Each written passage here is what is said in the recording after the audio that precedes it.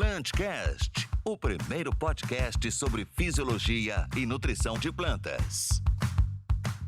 Olá a todos e a todas, sejam muito bem-vindos a mais uma edição do nosso Plantcast, o primeiro podcast sobre fisiologia e nutrição de plantas do Brasil. Eu sou o Murilo, então estou junto aqui com o Guilherme e o Lucas, meus companheiros de Compass Minerals, e a gente tem um convidado muito especial, que é o Henry Sacco. Henry, muito obrigado por ter aceitado o nosso convite, por vir aqui conversar com a gente. E eu gostaria agora que você se apresentasse, falasse um pouquinho da sua experiência, um pouquinho da sua expertise e um pouco do que a gente vai falar hoje. Também do meu lado, antes de mais nada, agradecer pelo convite para tratar de alguns temas importantes. Sou engenheiro agrônomo formado pela Exalc. Eu trabalho em diversos estados do país e tenho uma trajetória aí muito marcada na parte de fertilidade e nutrição em lavouras com, além da questão de alto rendimento, também uma questão de resiliência, que também é muito importante no sistema de produção.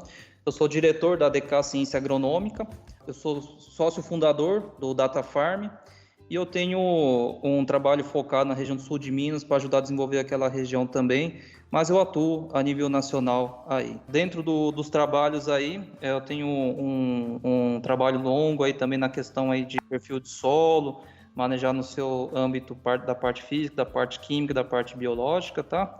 E aí, Murilo, Lucas, Guilherme, conta comigo aí para desenvolver temas importantes aí para a agricultura brasileira. Muito legal, Henry. Obrigado. E, Henry, acho que para a gente startar nossa conversa aqui, pegando bastante dessa expertise sua, que você comentou, tem um tema hoje muito atual, que se vem falando muito na agricultura, que é a questão do yield gap, que são as perdas de produtividade, pensando no potencial máximo aí que a gente podia extrair da planta, na mesma área. Eu queria que você falasse um pouquinho, a gente conversou também, com o professor Centelhas, ele falou um pouco sobre o yield gap, a questão do déficit hídrico, a questão do manejo. A gente queria escutar também um pouco da sua parte, como é que você vê essa questão do yield gap, como é que você vê o conceito, a definição e onde que a gente está hoje, como é que a gente pode estar trabalhando isso melhor nas nossas lavouras. Esse conceito do yield gap, ele tem uma relevância muito grande, uma vez que a soja, ela, no caso da soja, do yield gap, ela está presente numa dimensão grande, como é o Brasil. Ele ajuda a esclarecer, por exemplo, quando nós temos uma produtividade de, vamos supor, de 50, 60 sacas de soja num clima muito difícil, às vezes, pelo que o clima tem de disponibilidade de entrega, a produtividade de 50, 60 sacas, perante um clima muito complexo, muito difícil, é uma produtividade boa. E de outro lado, às vezes, uma produtividade de 90 a 100 sacas perante um clima muito bom, vamos colocar dessa forma, poderia dar um passinho a mais. Então, o yield gap, ele ajuda muito a entender o potencial produtivo, que é uma característica relativa a cada ambiente de produção, e é um trabalho muito feliz que começou junto com o professor Paulo César Centelha, junto com o Rafael Batista, que teve uma contribuição muito importante até hoje, tem desenvolvido bastante trabalhos aí. E isso ajuda a gente a esclarecer até que ponto aquela parte da produtividade que nós estamos entregando em cada ambiente é separada por clima ou por manejo, e dentro do manejo, quais são os próximos passos aí que nós podemos estar explorando aí. Então, o yield gap, ele ajuda muito a entender isso, Vamos colocar dessa forma, a nos esclarecer, a nos dar um norte melhor para cada lavoura. Até que ponto, para cada lavoura, é mérito do técnico, é mérito nosso, até que ponto é clima.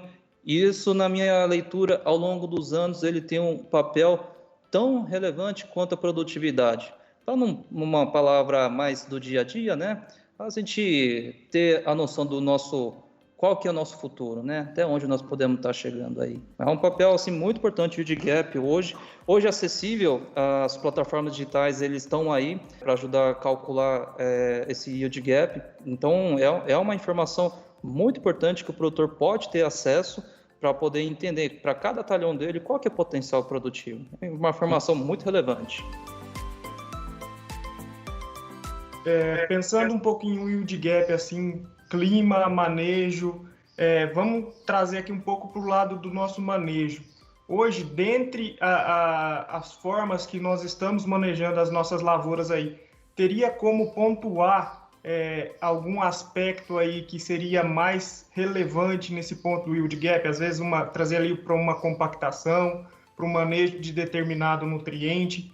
Como que seria esse yield gap nessa questão do manejo? Até mesmo as culturas de cobertura, a gente já tem hoje informação a respeito dessa constituição aí em si? Positivo, Guilherme, excelente ponderação. Nós temos que atacar na parte que está disponível para nós, clima, nós não temos controle em cima da parte climática. E dentre os pilares, né, a produtividade é resultante de um conjunto de fatores, mas a parte realmente da qualidade física do solo é uma pauta técnica muito séria.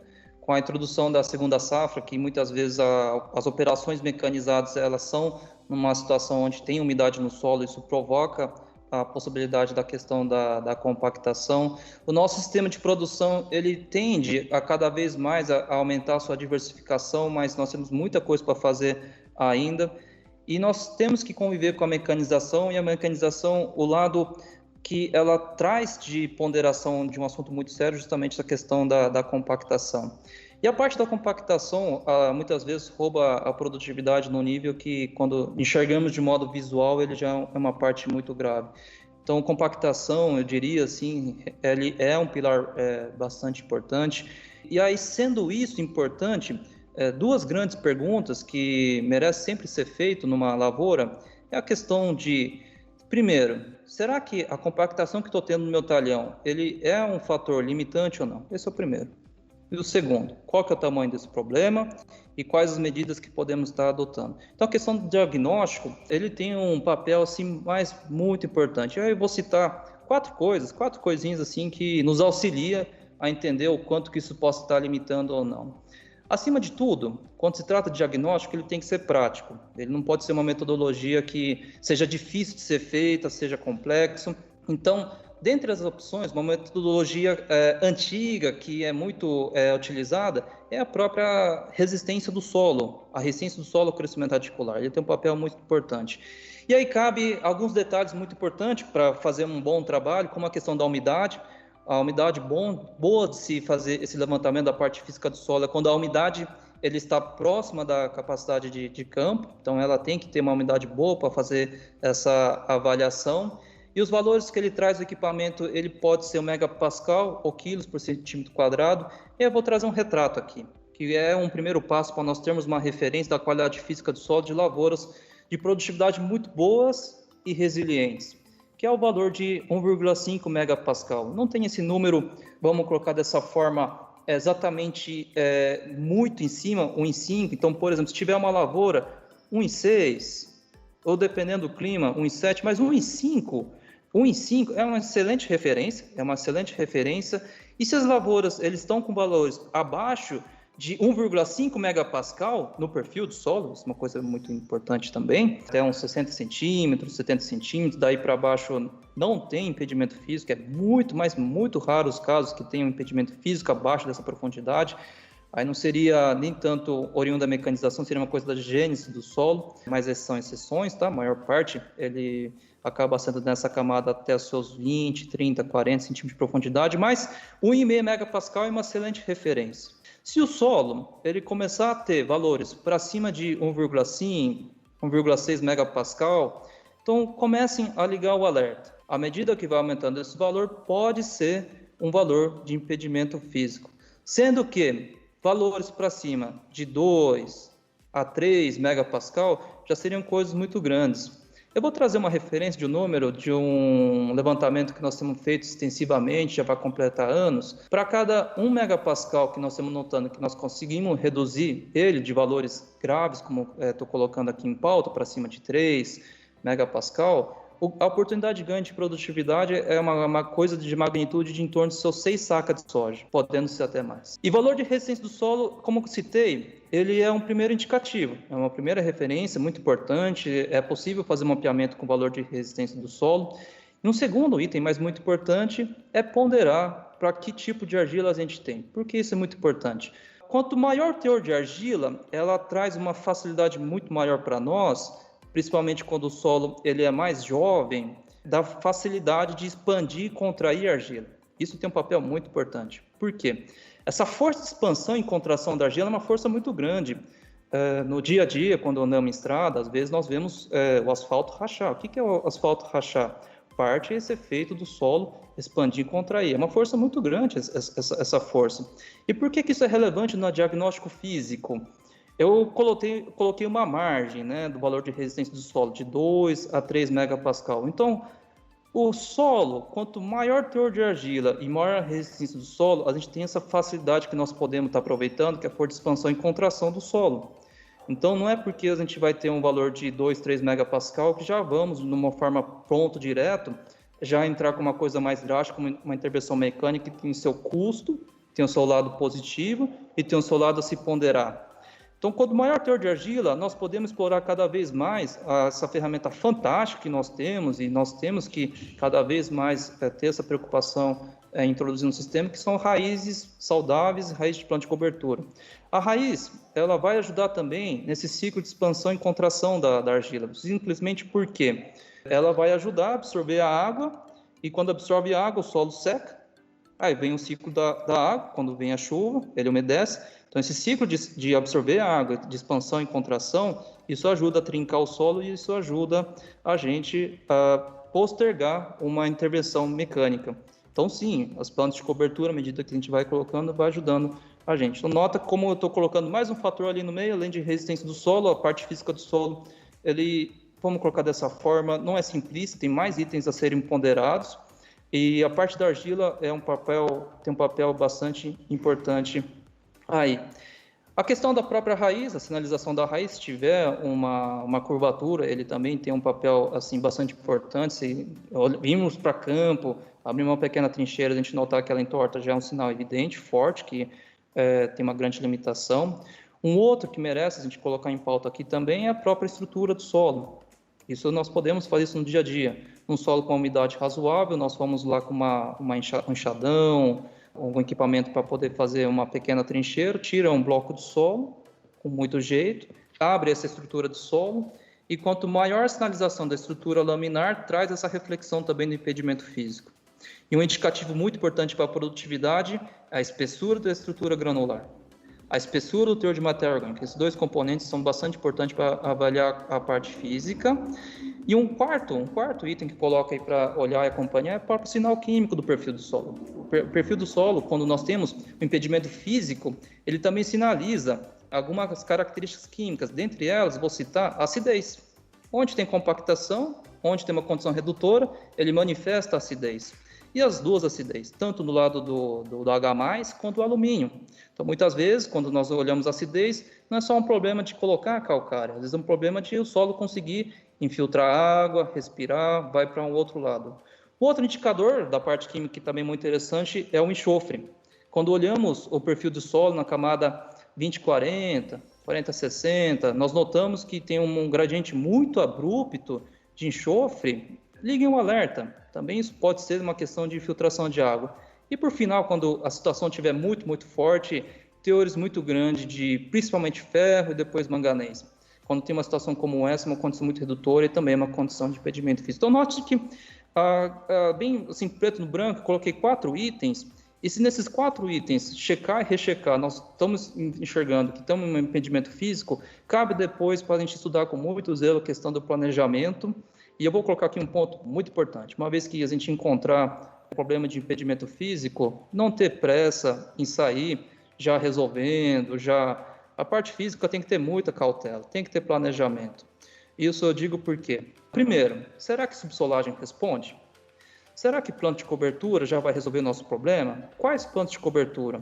Note que todas essas perguntas que eu estou fazendo não é uma pergunta assim, de fácil mudança no sistema de produção, é uma coisa que envolve 1 a 2 anos de planejamento.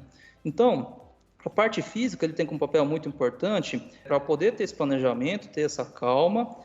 No cerrado, por exemplo, as braquiárias eles têm um papel muito importante, dentre elas a rosiensis, a braquiária rosiensis ela tem um passo bastante interessante, e não ficar só nela. Nós temos várias opções de braquiárias hoje no sistema que podem nos ajudar, a parte física do solo, a evitar problemas maiores na parte física do solo.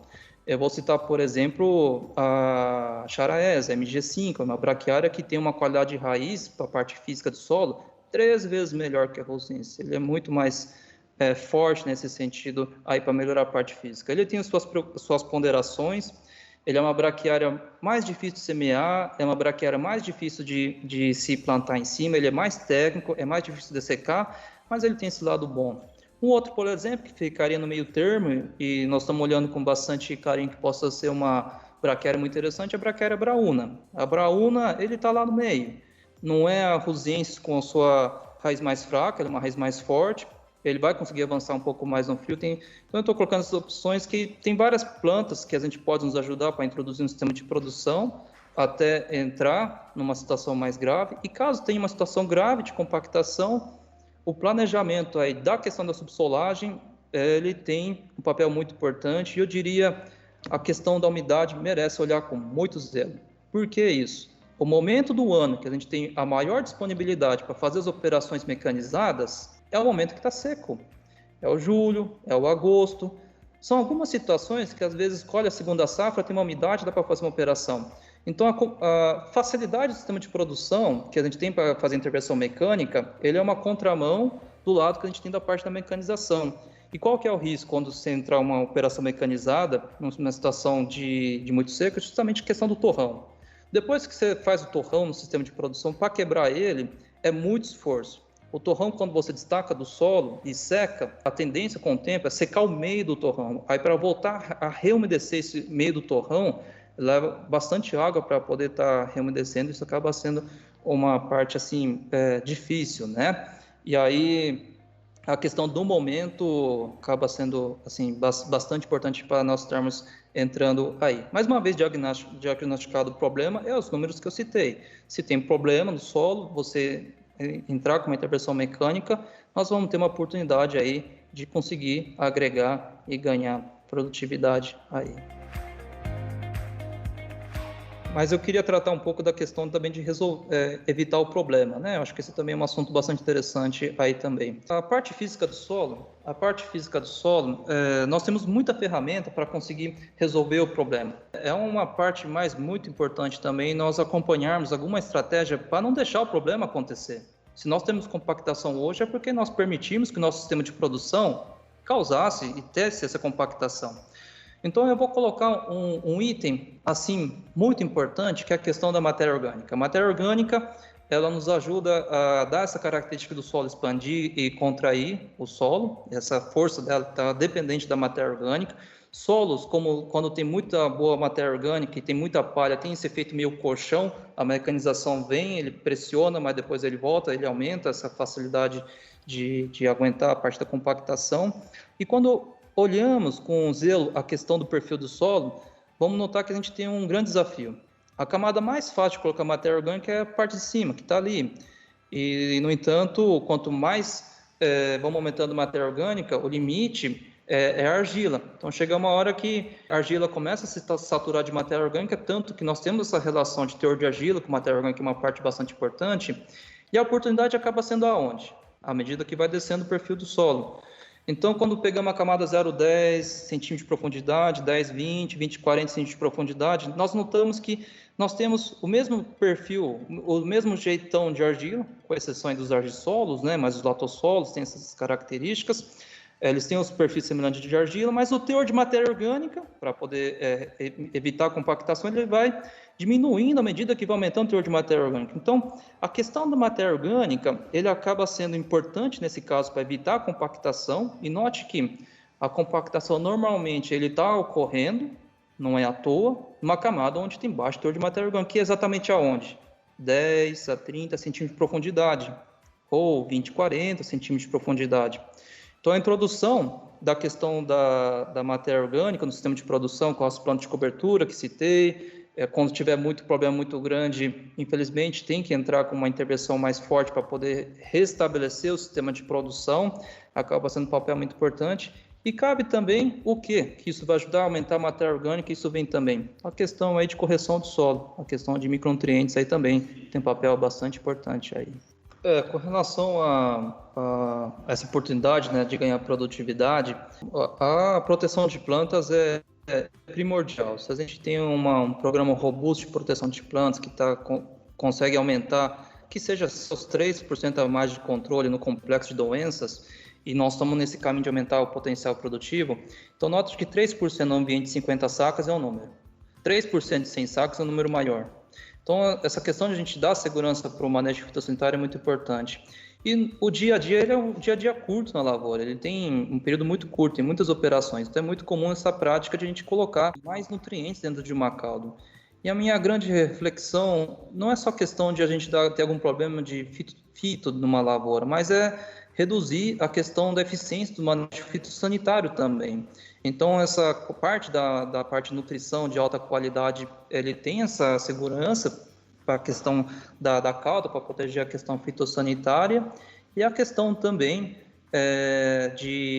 da questão de a gente provocar estímulos fisiológicos e fazer complementos do que o sistema de produção está fazendo, que também é um ajuste, vamos colocar dessa forma, o ajuste nutricional da folha, mais uma raiz muito boa, uma raiz que está respirando, uma raiz que consiga absorver água e nutrientes à plenitude, uma genética boa, esse é um tripé campeão para provocar lavouras de boas produtividades aí. E nunca esquecer, né, a complementar a parte foliar, importante, mas continuar cuidando também dos micro no solo, né, ele também é um papel bastante importante também.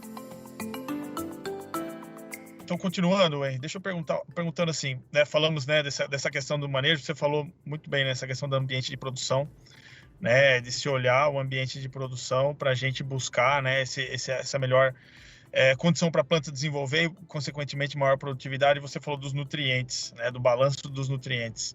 Então, hoje, como que a gente pode falar, se a gente pensar em questão de balanço, vamos dizer assim, no conjunto? Hoje a gente é muito... de uma maneira geral, né, vamos dizer, isso vem muito da indústria do adubo, do macro secundário, do micro, né, mas a gente entender a nutrição, o manejo de nutriente como um todo, né, como é que a gente pode enxergar, você citou, né, a questão da nutrição também, até na questão da questão física do solo, enfim, do aproveitamento dos nutrientes, puxando um pouco até para o manejo do solo, né, e depois a gente complementar na folha, né, como o Lucas falou muito bem, vocês falaram, mas hoje no solo, né, como é que você vê a importância desses nutrientes, né, como um todo, na questão do manejo?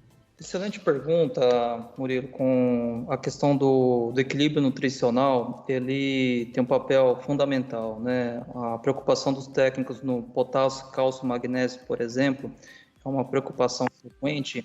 E dentre esses três, que competem entre si na absorção, eu destacaria dois principais. Primeiro, a questão do magnésio e outra questão do potássio. O cálcio ele é importante, mas notem que do ponto de vista de nutrição, para produzir muito, o cálcio não precisa de muito cálcio sob o aspecto da nutrição, sob o aspecto da construção da matéria orgânica positiva, que seria um outro tópico, mas eu chamo a atenção para o magnésio. Magnésio, nós temos uma curva de magnésio a ser construída, e quando olhamos o solo, como é a interpretação do solo hoje, e é muito mais coerente olhar para o solo como um todo. Então, o 0,20 centímetros de profundidade é a camada mais rica, mas hoje se olha muito o perfil do solo, então 20,40 e 40,60 acaba sendo importante. E o magnésio tem essa característica de ter uma facilidade de estar percolando no perfil do solo, o que é bom, esse é o caminho para a gente construirmos. Então, dentro dos nutrientes, nós temos um caminho de a gente construir, enriquecer o solo com magnésio. Então, uma preocupação frequente que tem na relação do calcário com mais cálcio ou magnésio, e às vezes existe um certo preciosismo em buscar um determinado tipo de calcário. Eu colocaria dessa forma: a gente tem muita margem para colocar mais magnésio. Magnésio precisa de muito sistema de produção, e magnésio é muito sério na questão da fisiologia vegetal, porque o magnésio ele não tem um espaço específico na absorção de nutrientes dele. Potássio ok, cálcio ok, mas o magnésio ele fica sem um espaço muito bem. Então, há uma necessidade muito importante de a gente preencher muito bem do que é possível que tem na CTC o magnésio. E hoje, para mim, um bom magnésio não é só 0,20, é um 0,60. Então, existe uma parte muito importante, a gente caprichar um pouco mais na questão do magnésio e se ater bem ao potássio. Potássio, em muitas regiões, a adubação do potássio, ele tem um nível assim, muito justo com relação ao que está colocando e o que está saindo. O que seria um bom potássio, por exemplo, em uma lavoura para responder bem? Em torno de 2,8 milimol de potássio. Esse é um bom potássio, sendo que a gente tem o desafio da CTC também, né? Quando vai para uma CTC menor que 50 milimol, é difícil você passar de 2 milimol. Mas essa relação do potássio-magnésio é muito importante.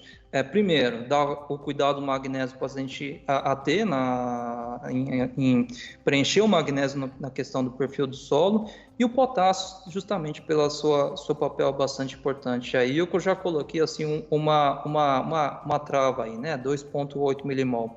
Depois do potássio, a partir disso, qual que é o pedágio que nós temos quando preenche muito potássio? São raros lugares, mas eu tenho a certeza que, com toda a preocupação que os técnicos e produtores têm, isso vai chegar a esse momento. E depois que encher o potássio no CTC, aí definitivamente são doses mais moderadas aí, porque o potássio, por ele ser carga positivo 1, uma carga positiva, ele tem um efeito dispersante na argila também. Então, isso pode ser uma penalização na parte física do solo. Então, em relação ao potássio-magnésio, ele tem um papel bastante importante. E um outro que destacaria também é justamente a questão do fósforo e enxofre. É natural no nosso sistema de produção nós buscarmos teores de fósforo bom. Resina, por exemplo, teores para cima de 20. Eu fico confortável quando nós estamos chegando próximo de 40 em teores de resina. E o que traz quando nós aumentamos o teor de fósforo no solo? É justamente reduzir o teor de enxofre na camada 0,20. E o enxofre tem essa característica. O enxofre ele tem uma maior facilidade de ele estar percolando o perfil do solo, por isso que o normal do perfil do solo, quando não tem impedimento físico, é aumentar o enxofre. Mas por que o enxofre na camada 0,20 ele é de suma importância? Notem que aonde nós temos o bom teor de matéria orgânica, o bom teor de nutriente, o horizonte A ou a terra gorda, vamos colocar assim, é também aonde nós temos a doença do solo. O inóculo da doença do solo, ele está onde? No 0,10, 10,20 e vai diminuindo ao longo e vai reduzindo o perfil do solo. O enxofre, quando nós olhamos para a fisiologia da planta, onde dá deficiência de enxofre? Folha nova. Isso significa o quê? A dificuldade do enxofre de se redistribuir dentro da planta. Isso não é só na folha, é na raiz também. Então, quando nós temos um enxofre muito bom na camada 20-40, 40-60 e no 0,20, por uma questão de aumentar o teor de fósforo, e tem que aumentar porque o fósforo está bem importante por seus diversos motivos, nós sempre vamos estar apertando quem? O enxofre. Então, a manutenção de enxofre todo ano, vou colocar o número de referência aqui, tá? Em torno de 14 miligramas por decímetro cúbico, mas a gente fazer essa manutenção de enxofre na camada 0,20, ele é importante para fazer um tecido radicular rico em enxofre. Isso é válido também para os micronutrientes, tá? Mas fazer o tecido radicular rico em enxofre, isso vai ter como implicação fazer uma raiz com uma quantidade de fitoalexina melhor, mais protegida contra a doença, para facilitar exatamente o quê? Acessar os nossos nutrientes na camada 0,20. Isso tem um papel muito importante, principalmente pensando na soja de alta produtividade. Soja de alta produtividade, isso que estamos conversando, a parte física, a parte de perfil do solo, em 3 safras, uma vez decidido, se resolve isso em até 3 safras. A gente consegue estar resolvendo. Qual que é a complexidade muito grande que a gente depende e a tendência da planta, ela dá penalizar? É justamente a questão do metabolismo do N, o acesso ao nitrogênio. E aí, quando nós temos uma situação de qualquer estresse que tenha na planta, ela vai penalizar quem no processo? O nódulo. Então, a gente vai trabalhando, vai melhorando a questão da adulação, mas o estresse está presente no dia a dia, 3 da tarde, 4 da tarde, quantas vezes nós vamos à lavoura e a planta sentindo estresse, pico de temperatura, naquele momento a penalização é o nódulo e vai estar penalizando o nitrogênio. Nessa hora, quem que é a nossa retaguarda? É justamente o solo, o estoque de nutriente que tem na terra, é o nitrogênio que tem na terra. Quanto maior o teor de matéria orgânica, tem uma associação com o N. O solo é um estoque muito grande de nitrogênio, e a planta, se precisar, ela vai usar esse estoque também. Só que aí que está o desafio, onde parte do estoque tem os nutrientes, também onde está a doença, e por isso que o enxofre acaba sendo importante. Então, quando você tem um tecido radicular melhor de enxofre, vai te dar a segurança do N, principalmente, e outros elementos, e isso consegue a gente fechar o circuito. Então, note que o sistema de produção, a gente vai cuidando do fósforo, mas essa relação do fósforo e enxofre tem um papel muito importante, e eu citei a questão do N. Então, para a forma mais usual que a planta tem de acesso a esse nitrogênio seria o nitrato. Então, nós buscarmos junto a questão do trinômio, fósforo, enxofre, e o terceiro aqui, que é uma parte muito importante do nosso sistema de produção, molibdênio. nós temos uma curva de molibdênio a construir no nosso sistema de produção. Cuidando desses 3, acaba sendo, vamos colocar dessa forma, um balanço assim, bastante importante aí. E aí, assim, um último, né, que eu acho uma pauta assim, bastante importante para a gente estar olhando também nessa parte do equilíbrio nutricional, é justamente o balanço de micronutrientes no solo. Olhar muito bem para a questão se nosso sistema de produção, nossa programação de adubação, pelo menos, ele está fechando, não vou falar em uma safra, mas ao longo de 3, 4 anos, o que sai de cobre no sistema, estamos colocando. Porque o que sai de cobre no sistema, a gente vai via folha, a gente tem que cuidar, mas a gente tem um limite do cobre por uma série de motivos aí. Então, a gente cuidar da nossa base, enriquecer o solo com cobre, ou seja, junto com a adubação fosfatada, ou uma adubação forte com micronutrientes via sólidos, acaba sendo uma parte muito importante. O cerrado, de modo geral, ele tem teores baixos de cobre já de natureza, e nosso sistema de produção ele tem essa dificuldade, e o cobre ele tem um papel muito importante com relação à questão do estresse. Então, o cobre é uma parte que eu colocaria como um ponto de atenção muito grande. Um outro que nós estamos em construção também seria a questão do boro. À medida que nós vamos aumentando o pH ou o solo vai ficando cada vez mais antigo, a penalização é o acesso ao boro. Então, boro, a gente tem uma longa curva de construção e hoje o boro, o entendimento não é só o boro 0,20, é o boro perfil. Então, o boro, a gente tem um longo processo de a gente olhar o boro na forma como a gente tem para construir. E um outro que merece também é o zinco.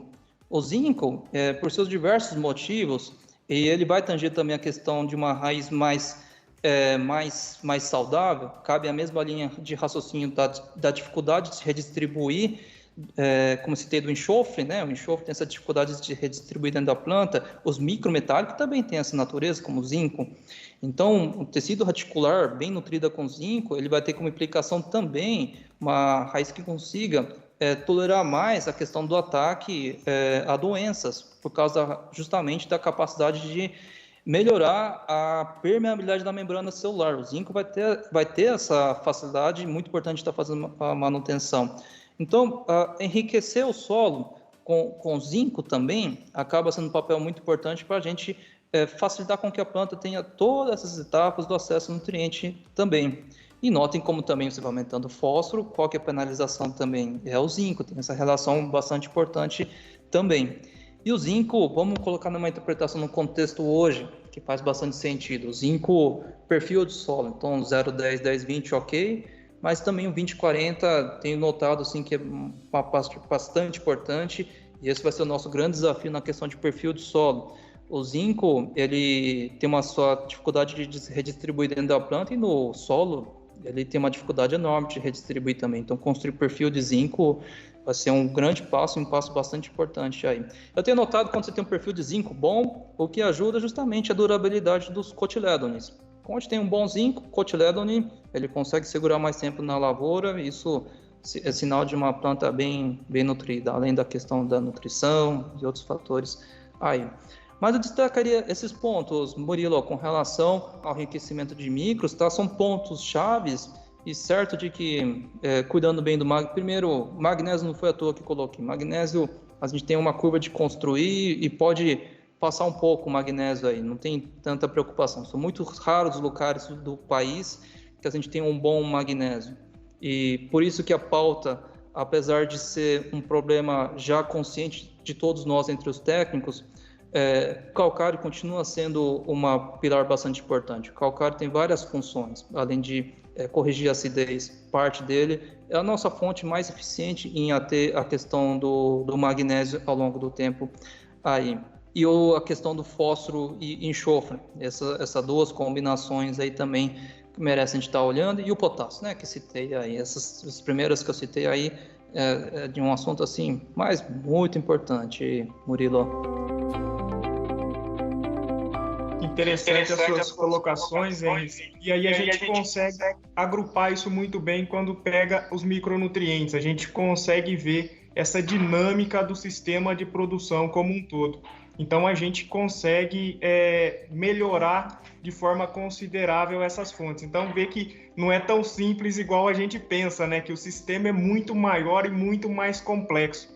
E aí, Henry, você falou um pouco agora dos micronutrientes, que são fundamentais aí nessa questão de manutenção, sanidade, ativação de sistema antioxidante de plantas.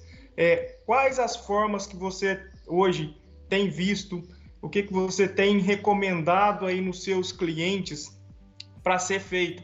Essas fontes de micronutrientes, faz incorporado, via pulverização, a gente faz via fonte oxsulfato. Como que você tem adotado esse manejo aí, visto que calcário reduz um pouco a disponibilidade desses micros? Como que você tem adotado isso daí no seu dia a dia? Por favor, explique aí para os nossos ouvintes. Positivo, Guilherme. Excelente ponderação do nosso sistema de produção, do contexto. Faz muito sentido o cuidado com os micronutrientes, até porque a maturidade da correção da fertilidade do solo é aumentar o pH. Aumentar o pH, a penalização vai ser os micrometálicos, que também não é algo, vamos colocar dessa forma, um bicho de 7 cabeças está resolvendo esse desafio também, né? Mas só questão do ater ao cuidado. E aí vou puxar um primeiro assunto que às vezes eu me assusto. Por um tempo, quando eu vinha fazendo as palestras, eu sempre perguntava, depois de um certo tempo já tive essa leitura da frequência, né? Mas sempre quando fazia as palestras, eu perguntava para o público quantos faziam análise de solo. E eu ficava assustado, 30% levantava a mão, 20%, isso em vários estados do país. Então, às vezes eu olho, a gente tem um desafio muito grande ainda de a gente entender a questão da fertilidade do solo. Então, o primeiro passo seria esse. Onde nós estamos? Qual que é a nossa fertilidade do solo? Depois vou citar alguns teores como referência, tá? Referência, tá? Para a gente começar a entender se tá ok ou não para uma lavoura de alta produtividade e resiliência. Mas nota que se você não tem esse termômetro, fica difícil você tomar uma ação, né? Então, primeira pauta seria isso. E uma vez identificado, não busquem, sim, o complemento da nutrição foliar, que é um pilar bastante importante, ele tem diversas funções, é o nosso grande aliado, mas insira também na programação nutricional o enriquecimento aí com os micronutrientes metálicos. E aí nós temos opções aí de micronutriente aplicação via sólidos, oxosulfatos, por exemplo, que tem sua fonte ali de zinco. Temos as fontes de Ulexita, que ele tem uma entrega bastante interessante. Aí tem vindo outras fontes, mas o Ulexita, bem trabalhado, tem uma entrega muito boa também. Coisas da magnitude, por exemplo, eu vou dar uma referência de boro. Por exemplo, boro, para começar, eu busco em torno de 1,1 miligrama por decímetro cúbico. Boro na camada 40-60, um 0,4, 0,5, camada do perfil do solo, né? Então, essa é a magnitude. Então, quando a gente tem teores mais baixos que isso, a reposição, vou colocar uma referência de teor de boro, de 1 kg a 2 kg, quanto mais arenoso, você tem que ter uma precaução. E quanto mais próxima a aplicação do plantio da soja, maior cuidado. Mas 1 a 2 kg de boro, ele cabe muito bem no sistema de produção. E se for colocando boro, e nós chegarmos no teor de 1,1, 1,2 gramas por decímetro cúbico, miligramas por decímetro cúbico, não parem por aí. Vá observando sua lavoura, você continua respondendo, que muitas vezes, dependendo do tipo da argila, do pH que a gente tem do solo, às vezes é 1,8. E eu vou colocar mais uma parte muito importante, muito séria também na questão de interpretação de fertilidade do solo. Se o talhão, a terra, recebeu doses muito, muito frequentes, de muitos anos, nessa magnitude que eu citei de quilos de boro, você não viu o boro aumentar, às vezes o problema não é da adubação de micro, às vezes é problema de laboratório. Então, olhe muito bem, o boro, dentre as opções que a gente tem de análise química do solo, é bem firme as metodologias, mas inegavelmente existe a dificuldade de a gente identificar boro pelo laboratório. Então, por isso que esse cuidado é importante citar. Se nós estamos colocando boro e a gente não está vendo esse boro subir, às vezes não é problema da natureza, que sim, ele tem uma natureza de lixiviação, tem essa natureza, mas às vezes é simplesmente a questão de dificuldade de identificar esse boro. E uma vez que chegou em teores bons também, às vezes continuar a colocar mais é mais.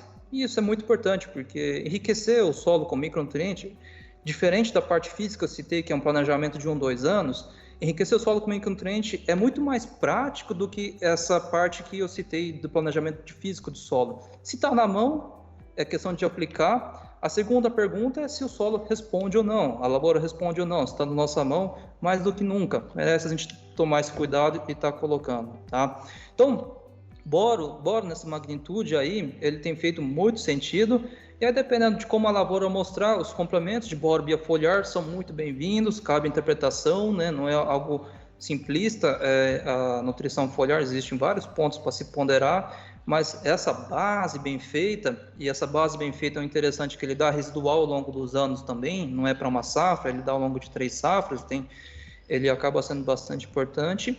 E zinco, as opções que a gente tem dos oxosulfatos, por exemplo, o que é um bom zinco no solo? Em torno de 6 miligramas por decímetro cúbico. Quantos solos a gente tem esses 6? Normalmente é 1,1, 1,2. São raros as regiões do país que tem um bom zinco no solo aí, de modo construído ou natural aí. E coisas da magnitude aí também de quilos, tá? Coisas de 4 a 6 quilos de zinco, quando nós temos teores, como citei aí. Tudo bem que varia de situação em situação, mas dá para ter uma magnitude aí de doses interessantes aí. E cabe também, nesse momento, né, muitas vezes, a opção que a gente tem dos oxosulfatos, dos micro de base, a gente olhar para os outros nutrientes também, como o próprio cobre e até mesmo o manganês.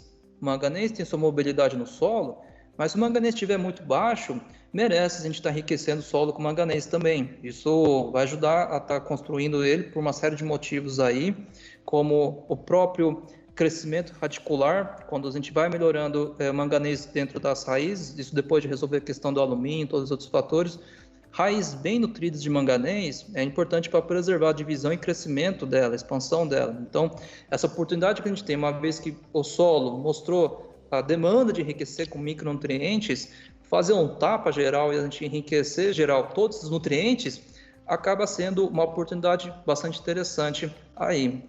E a conta dos micronutrientes não é uma conta que a gente tenha que fazer em um ano só. Ele tem um efeito residual, então a conta tem que ser de 3 anos. No caso do cobre, se for colocar 1 quilo, por exemplo, tem uma oportunidade de ter residual de 5 anos aí, mas de tempos em tempos é uma das melhores formas que a gente tem para poder estar enriquecendo o solo aí de micronutriente aí. Um outro caminho que merece, depois que esses micro tá bem estabelecido aí, é aproveitar a oportunidade das adubações de base, como seja pelo lado do fósforo ou do potássio. Nós temos várias opções aí de adubações de fósforo e potássio com os micronutrientes aí. Então, depois que o grosso está corrigido, a gente está elevado, a manutenção com os micro de base, ela acaba sendo um papel bastante importante para a gente fazer manutenção aí de grandes quantidades. E aí, com isso, a gente consegue casar pontos muito importantes aí. Dentre eles, eu vou citar um que é prioritário, tá? Isso não é à toa que tem sido pauta de simpósios, eventos, o boro. Se aumentar o boro, a tendência é penalizar, se aumentar o pH, e quanto mais é antigo o solo, e nossos solos são antigos de muitas partes do país, o maior desafio é o boro. E o boro tem várias coisas que justificam a sua importância para o sistema de produção. A primeira é o próprio crescimento radicular. O boro tem suas dificuldades de se redistribuir no floema. E você precisa do boro no ápice das raízes para poder ter um bom crescimento radicular. O boro está ligado com a sanidade de raiz também. O boro está ligado também com o enchimento de grãos. Então, o boro ele tem várias coisas que ele tem sua importância e ficou ainda mais relevante por causa da nossa mudança genética. A nossa genética trouxe oportunidade de potencial produtivo e trouxe materiais que respondem melhor ao boro. Então, merece um cuidado especial aí com relação a esse nutriente. Aí, todos são importantes, mas eu diria, olhem para ele, e ele tem essa natureza complexa, né? Olhem para a análise do solo com as ponderações e cuidem dele. Ele tem um papel bastante interessante aí. Oi, Henri, muito bem abordado. Eu acredito que, igual você falou, o boro vem se destacando cada vez mais, ano após ano, com grandes resultados, né? A gente até fala que é um micronutriente com macro resultados, muito bem abordado. E outro ponto que chama bastante atenção, você contribuiu muito aí também sobre o boro, essas análises, principalmente às vezes via solo, fazer sempre repetitivo no mesmo laboratório. Não seria interessante ano após ano fazer a mudança de laboratório, né? E, Henry, eu gostaria de ver a sua visão, o que você tem trabalhado, que você poderia trazer para os nossos ouvintes. Como que você vê o futuro da adubação? Excelente reflexão, Lucas. Excelente pergunta. Hoje, no sistema de produção, não dá para interpretar a fertilidade olhando só para um item da fertilidade. Note que eu citei, por exemplo, que a mudança genética mudou a referência da nutrição. E mudou para melhor. Hoje nós podemos vislumbrar um potencial produtivo diferente, então a genética acaba sendo um fator que ele muda. Eu citei o exemplo da genética porque hoje você observar todos os fatores que influenciam no sistema de produção, ele acaba sendo importante para recomendar. Então, eu citei da parte física do solo. É diferente fazer um programa de nutrição com um solo com impedimento físico e outro sem impedimento físico. Tem que levar essa parte em ponderação. Então, isso eu colocaria, observar a questão de integrar os critérios. Um que eu não citei aqui, mas merece a gente estar sempre olhando, a questão de nematologia. Às vezes, você cuidar da fertilidade, mas não associar junto medidas para poder dar a proteção fitossanitária nesse sentido, você provocar um aumento de nutrientes, mas não ficar restrito por ela, acaba sendo um fator bastante importante. E a terceira, eu vou colocar dessa forma, a fertilidade ele evolui muito com os ensaios e as observações de campo. As observações de campo, ele intriga a pesquisa, e a pesquisa, de outro lado, ele vem com toda a metodologia para trazer a segurança de repetibilidade do resultado, mas muitas vezes as boas perguntas vêm de observações de campo.